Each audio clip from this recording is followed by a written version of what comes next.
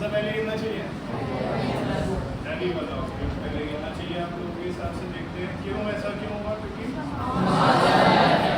मास से फर्क पड़ता है। चलो देखते हैं। चलो ये तो आपने सही बता दिया, लेकिन अब मैं आपको क्लियर करता हूँ। एक्चुअली मास से फर्क ही नहीं पड़ता।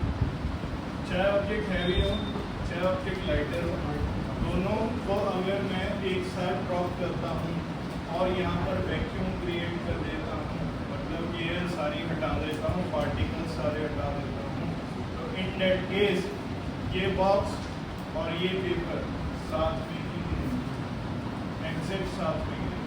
अगर इसको 2 सेकंड लग रहे हैं तो ये भी 2 सेकंड में नीचे गिरेगा। फॉर एग्जाम्पल अगर मैं इसके नीचे का ये एयर वाला पार्ट हटाऊँ, इसके ऊपर रख देंगे, ठीक है। अब जो एयर इसके ऊपर लग रही थी जिसकी वजह से छूटता हुआ आ रहा था, फ्लो करता आ रहा था, वो एयर हट गई है। वो एयर क्योंकि उसके बीच में कौन आ गया? ये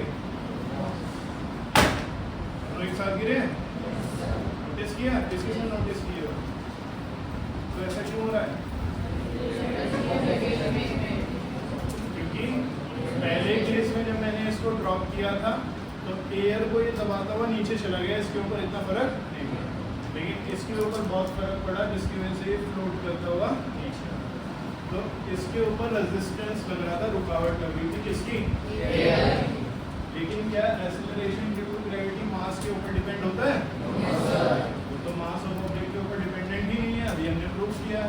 तो अगर ये और ये ऑब्जेक्ट एक साथ फेंका जा रहा है, एक साथ ड्रॉप किया जा रहा है, तो ये सेम रेट पर जाने चाहिए और सेम ही रेट पर गिरने चाहिए एक साथ, है ना।